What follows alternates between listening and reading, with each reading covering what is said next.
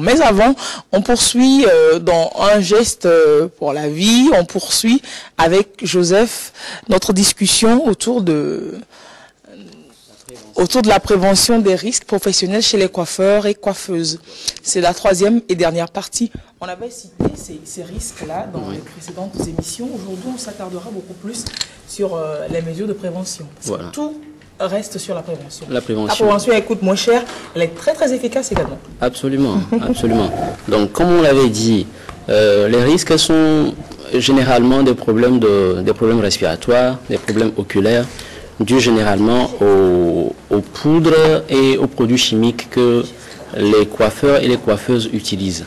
Donc, par rapport à ce risque-là, il faut une bonne aération de la pièce. On l'avait dit la dernière fois.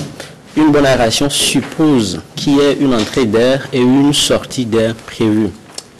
Il faut que les plans de travail, les chaises, les tabourets, il faut que le plan de travail soit régulièrement nettoyé, mais nettoyé avec du chiffon mouillé. Bah, c'est ce que j'allais dire, qui nettoient souvent, on les voit nettoyer souvent. Voilà. Mais de préférence avec un chiffon humide. Pourquoi avec un chiffon humide? Parce qu'on parlait de poudre. Le lac, les produits de coloration, de décoloration sont généralement des produits en poudre qu'on mixe avant de les utiliser. Et lors de leur utilisation, ils se volatilisent. Et donc, quand vous nettoyez sur les plans de travail avec du chiffon sec, en fait, vous ne faites que remuer la poussière et la disperser encore une fois en l'air et la respirer. C'est pour ça que c'est important de nettoyer cette poussière-là avec du chiffon mouillé pour les capter. En même temps, voilà. Pour éviter que ça se disperse une fois encore. Alors, nous avions vu aussi qu'il y a pas mal de chutes dans les salons de coiffure, dû au fait qu'on utilise beaucoup d'eau. Donc, il est important... Sur les surfaces qui peuvent glisser. Sur les surfaces. Surtout que de plus en plus, nos salons sont revêtis de carreaux lisses. Oui. Bon, mais pas des carreaux moi, hein. Non, des carreaux lisses. Des carreaux lisses qui sont jolis, mais dans le choix du carreau, il faut choisir plutôt ceux qui sont antidérapants, voilà, avec des surfaces un peu rugueuses qui empêchent le dérapage, ou carrément utiliser des tapis en tissu. Ouais. Et là, en même temps, c'est plus compliqué. Hein? Tapis en tissu avec de l'eau qui va se verser dessus. Oui, le nettoyage, dans ce cas, se fait avec... quand vous donnez des moyens pour acheter ce genre d'accessoires, il faut prévoir aussi ce qu'il faut pour le nettoyer, c'est-à-dire des aspirateurs. Alors, pour ceux qui ont des sols glissants, ils font quoi dans il faut les nettoyer régulièrement. Il faut que les apprentis sachent que chaque 30 minutes, il faut nettoyer, par exemple. Oui, mais aussi, il y a des clients qu'il y a de l'eau qui se verse. Mais sinon, c'est pas client. Bien entendu. Chaque 30 minutes, allez, on rince. On nettoie avec du chiffon sec pour éviter de glisser là-dessus. Et si possible, utiliser, à la place des balais, utiliser des aspirateurs. Je sais. Des aspirateurs. Oui, ça a un coût, bien sûr. Ça. Alors, nous avions vu aussi que les professionnels de ce métier-là, de la coiffure, sont exposés généralement à des problèmes de muscles, des problèmes qui sont dus généralement à la hauteur du plan de travail, au matériel qu'ils utilisent qui n'ont pas une bonne forme généralement. Donc, il faut acheter et meubler l'atelier avec des équipements modulables. Les tabourets de clients, par exemple, doivent être... On peut ajuster, on peut monter, on peut baisser, en fonction de la taille du client pour que le professionnel passe baisser. En fonction de la taille du professionnel, pas du client. En fonction de la taille du professionnel. Pour pouvoir ajuster, baisser la chaise, le fauteuil, monter. Même les bacs de lavage, il faut pouvoir les moduler, les monter, les ravisser. En fait, c'est pas du luxe, hein. Ce n'est pas du luxe, mais c'est des gestes qui sauvent vraiment, quoi. Ça fait que lorsque vous mettez ce type de gestes simples en œuvre, vous n'êtes pas obligé de de changer de métier à 40 ans ou à 45 ans. On l'avait dit lors de la première partie, c'est difficile de voir aujourd'hui des coiffeuses de 50 ans. Je ne sais pas, hein, c'est Joseph qui dit que c'est rare. Moi, je n'en ai jamais vu. Si la personne a ouvert son atelier à 55 ans, Ouais. Non, je rigole. Une vocation vous dites vraiment que c'est rare de trouver des coiffeuses à 60 ans, à 55 ans. Oui, c'est rare parce que c'est des gens qui finissent très souvent par changer de métier. Font du commerce ou alors ouvrent un magasin de cosmétiques, etc. Par exemple. Donc, parce qu'il y a des petits bobos qui surviennent qu'on ne relie pas forcément à la pratique professionnelle. Et à la limite, ça devient insupportable. Donc, on est obligé de lâcher. Il y a, dans le choix même du matériel de travail, il faut que ces matériels-là soient choisis par rapport à leur ergonomie. Quand on parle d'ergonomie, le ciseau, par exemple, ça doit être choisi par rapport à sa qualité de coupe. On ne doit pas exercer trop de force pour couper. Quand le ciseau n'est pas très tranchant, les ciseaux ne sont pas très tranchants, il faut les changer. Peut-être, voilà, oui, bien sûr. Les manches aussi, il faut que ça épouse un peu les formes. Voilà, les sèche-cheveux, par exemple, leurs manchons doivent être choisis par rapport à leur tenabilité. Et il faut les tenir facilement, pas s'efforcer pour les tenir. Quand le manche est trop gros, vous avez des difficultés à le manier. Donc, il faut prendre en compte ces aspects-là dans le choix des équipements. Le revêtement même des équipements doit être choisi de façon à éviter les produits allergènes. On sait par exemple que les... Allergènes, des produits qui pourraient créer des allergies. Créer des allergies, voilà. On sait par exemple que les ciseaux qui sont faits en nickel, le nickel provoque des allergies au niveau de la peau. Donc, dans le choix, il faut se renseigner. C'est beaucoup de choses finalement qui risquent pas d'être simples, mais qui sont importantes. Voilà, qui sont importantes. Les rasoirs doivent être jetables et individuels. Oui.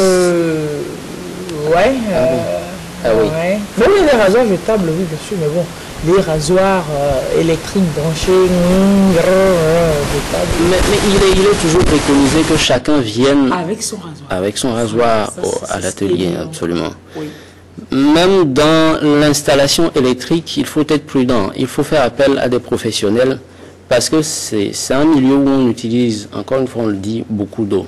Donc, si l'installation ne respecte pas les normes de sécurité électrique, c'est possible qu'il y ait des électrocutions très souvent. Même des électrisations. Des électrisations, c'est quand il y a... Beaucoup plus régulièrement des électrocutions, voilà. On n'en souhaite pas beaucoup. Oui. Donc, il faut une bonne installation électrique. Un bon éclairage de l'atelier permet de pouvoir éviter les obstacles, mais si on pouvait ranger encore l'atelier, c'est mieux. Donc un bon éclairage, une bonne ambiance sonore. Vous savez, quand vous rentrez dans certains salons, on se dirait qu'on est dans une discothèque. Ça c'est chez les coiffeurs, les masculins, beaucoup plus. On en voit aussi chez des coiffeuses. Une grosse enceinte amplifiée là. Ton cœur saute même quand tu te coupes. Ouais, ça fait du bien à certains clients, mais c'est pas toujours une bonne chose. La température de la pièce doit être maintenue de façon assez modérée. Parce que quand la pièce est trop chaude, il faut dire que les produits que vous utilisez périment beaucoup plus vite. Surtout que c'est des produits chimiques, ça périme rapidement. Et leur utilisation peut toujours causer des dommages. Voilà. Super. Donc, les produits chimiques que vous allez acheter, que ce soit les décolorants, les défrisants, quand vous allez les acheter, il faut faire en sorte que, il faut s'assurer que ce ne soit pas très volatile. Alors, les produits, surtout les produits de coloration, sont généralement en poudre. Mais il y a des formes qui sont en gel, en crème ou en granulé. Et moins volatiles que ceux qui sont en poudre. Voilà. Donc, choisir plutôt ce qui est en granulé, en crème ou en gel. On voit beaucoup plus indexer les produits de coloration. C'est-à-dire que leur effet a été vraiment reconnu scientifiquement. Absolument. Les produits de coloration. Absolument. C'est des produits, voilà, un peu dangereux. On ne pensait pas que c'est les colorations brunes, blondes, tout ça. Même le yombo traditionnel, le yombo, le noir. C'est pas sans risque. C'est une poudre et puis voilà, c'est aussi incriminé. Exactement. Savoir l'utiliser. Et quand vous ne savez pas lire, parce qu'il faut lire les notices des produits que nous achetons. Quand vous ne savez pas lire, mais faites lire la notice c'est par pour ça quelqu'un. on dit, même, c'est pas parce qu'il y a la coiffure, la couture, tout ça là, qu'on va pas aller à l'école. Non, on va à l'école, on peut se lire. On peut, même si on ne comprend pas carbohydrates de machin, bon, on peut lire la notice d'inscription. Voilà. Et on peut comprendre l'utilisation, comment l'utiliser. Voilà. Parce que dans la partie mode d'utilisation, on ne parle pas trop avec des mots techniques. Oui. C'est plutôt comment utiliser la chose. Et il faut qu'on sache lire, ou si on ne sait pas lire, faire toujours appel à quelqu'un qui peut lire et nous indiquer comment utiliser ces produits. Il faut qu'on sache lire. Alors, le reste des mélanges qu'on a fait, on ne doit pas les réutiliser. Bon, ça, c'est inscrit sur la notice. Hein. Voilà, il faut savoir lire, il faut pouvoir lire. C'est dangereux parce que il y a un temps d'utilisation pour les produits, surtout quand vous les mélangez. Au-delà d'un temps donné, ça devient du poison. Et quand vous le réutilisez, ça peut causer des dommages aussi bien sur vous-même que sur les clients de votre structure. Alors on sait que la contagion de maladies survient très souvent aussi dans les ateliers. Lorsque le coiffeur ou la coiffeuse coiffe, il faut faire attention, enfin, il faut veiller à voir si le client ou la cliente n'a pas de lésions sur la tête. Auquel cas, il y a des mesures prophylactiques qu'il faut prendre. Prophylactique, c'est pour éviter donc la maladie? Oui, pour éviter la maladie, mais c'est une mesure après contamination, une mesure après exposition qu'on appelle prophylactique. C'est une prévention après l'exposition. C'est pour minimiser les risques. Minimiser les risques, voilà. Voilà. L'immersion, il faut immerger régulièrement le matériel dans de l'eau de Javel pour les désinfecter. Mais il y a des machines aussi qui désinfectent ces matériels. On les met ensemble dans la machine, on branche, on met des puces, ça désinfecte complètement. Mais si on n'en a pas, faire avec les moyens du bord, nettoyer régulièrement avec la si je n'en parle pas, c'est parce que ces machines dont vous parlez, c'est en particulier du matériel à UV, matériel à ultraviolet, voilà, qui désinfecte, mais qui n'est pas efficace sur les virus, qui ne tue que les bactéries. Donc, voilà. Or, l'eau de Javel est efficace. Voilà. Allez, tout le monde, hop. C'est pour ça que nous conseillons plutôt l'eau de Javel. Ah, super. Mais ça, c'est bon à savoir. Hein. Pour ceux qui ont cette machine, qui doivent penser, qui mettent à l'abri leurs clients et tout ça, savoir que ça agit que sur une sorte de parasite, de microbe. Voilà. C'est pas sur les virus. Voilà. Super. Et il faut absolument que dans les ateliers, il y ait une trousse de secours, de premier secours. Bah oui, comme dans les taxis. Désinfectants, antiseptiques. Ils ont souvent de l'alcool et du coton. Oui, de l'alcool et du coton, mais l'alcool n'est pas un désinfectant, c'est un fixateur. Voilà. Donc, il faut un antiseptique. Donc, ça ne sert pas à grand-chose quand, après avoir rasé quelqu'un, ils mettent de l'alcool sur du coton et puis ils nettoient le matériel. Ça ne sert pas à grand-chose. Ça ne sert pas à grand-chose. Avec quoi est-ce qu'ils devraient nettoyer? C'est de l'eau de Javel. C'est de l'eau de Javel qu'ils devraient utiliser pour nettoyer le matériel. C'est pas de l'alcool. Non, c'est pas de l'alcool. Ils ont des grandes bouteilles d'alcool diluée. Ça dépend de l'eau de Javel choisie, mais c'est de l'eau de Javel. Ce n'est pas avec de l'alcool. L'alcool est un fixateur. Ça fixe le microbe pour un temps. Après, le microbe se réveille. Donc, vous n'avez rien fait, quoi. Vous n'avez rien fait. Ah ben ça, c'est super intéressant, c'est très bon à savoir. Alors, il y a des mesures individuelles que les professionnels de la coiffure peuvent prendre aussi. C'est par exemple le lavage des mains, régulièrement. Ben ça, à tout le monde, on les conseille. Hein. Mais pas avec du détergent, parce que quand vous le faites souvent avec du détergent, vous abîmez la peau, surtout lors du nettoyage de l'eau. Vous vous lavez les mains. Pour nettoyer l'eau, il faut le faire avec un tissu propre, mais en tamponnant, pas en frottant. Pourquoi? Parce que, imaginez, vous êtes lavé la main 5 ou 6 fois dans la journée, vous frottez la peau, vous causez de petites lésions. Par lesquelles des maladies peuvent entrer rapidement. Donc, c'est tamponner au lieu de frotter pour nettoyer. On sait si bien faire ça. Le port de bijoux, ça rend joli et accueillant les professionnels, mais ça empêche aussi de bien nettoyer.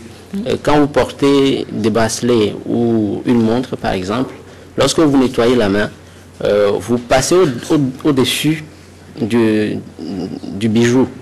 Donc l'espace en dessous comme voilà, ça. En dessous, il y a toujours une contamination. Je veux dire, il y a toujours la une réserve de produits qui reste et puis après ça se répand encore. Voilà. Donc vous allez nous dire que nous, coiffeuses, on ne va pas mettre bijoux. Lors du travail, ne pas mettre de bijoux. Bon, mais il faut faire séduire les clients. Bienvenue, bonjour, machin truc, etc. Oui. Et surtout quand on en veut un peu soi-même, on emporte pour que la cliente vous demande « Oh, vous avez des jolis bijoux, est-ce que vous avez acheté ?» Vous dites « Oh, ben c'est moi-même qui vend. Hein. » Et vous dites « Monsieur, on va quoi ?» Mais pourquoi pas, au moment de passer à l'acte, l'enlever. Oui, non, c'est sûr. Non, voilà. Non, c'est complètement vrai ce que vous dites. Donc il faut travailler aussi avec des gants. Des gants, il y a deux types de gants, les très fins et les plus résistants. Donc lorsqu'on est en train de faire la coloration, la décoloration, c'est des actes passagers sur des produits chimiques. Là, il faut mettre des gants souples et fins. Mais après, quand on travaille de façon plus longue, c'est lorsqu'on fait du shampoing, par exemple, du shampoing, par exemple, il faut mettre des gants plus résistants et plus épais. L'histoire de gants, il faut peut-être que dès l'apprentissage, les professionnels commencent déjà par l'inculquer à leurs élèves ou alors les apprentis commencent pas à s'habituer. Parce que tu vas en entendre, ils te disent que oh, quand si j'ai le gant, je suis pas habile, je me sens pas à l'aise avec le gant à travailler, etc. C'est toute une question d'habitude et d'adaptation. Mais les gants, c'est super important. Absolument. Voilà, quoi. Et toutes ces mesures dont nous parlons, il faut les inculquer dès l'apprentissage. C'est cela. Comme on l'avait déjà dit. Donc il faut des mesures de protection du corps aussi. L'habit, il faut choisir plutôt des blouses au lieu... Vous savez, aujourd'hui, on fait une petite compétition de mode dans les uniformes des coiffeurs et des coiffeuses. On choisit des uniformes assez ludiques, assez jolis et assez sexy.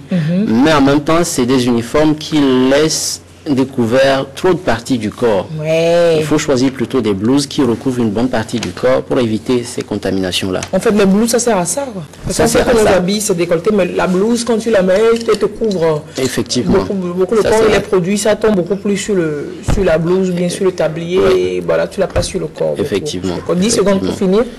Alors, il faut laver très régulièrement ses vêtements. Ça paraît peut-être banal. Surtout la blouse. Surtout la blouse, on l'accroche, on la lave une fois le trimestre. Effectivement, parce qu'au bout de 3 jours, l'habit est tellement imprégné de produits que ça finira par vous brûler. Parce que même si visiblement on ne voit pas que la blouse est sale, c'est sale de produits chimiques, il faut laver cela. Il faut les laver. Parce qu'on attend de voir de la poussière dessus avant de passer au lavage. Voilà. C'est pour ça. Ben super, c'est tellement de conseils. Merci Joseph de partager tout cela avec nous. Je vous en prie. Et les professionnels de la coiffure dans leur syndicat et leur centre, voilà, ils inculqueront ça, ils passeront le message à leurs apprentis. Effectivement. Voilà, merci beaucoup, merci vraiment Joseph.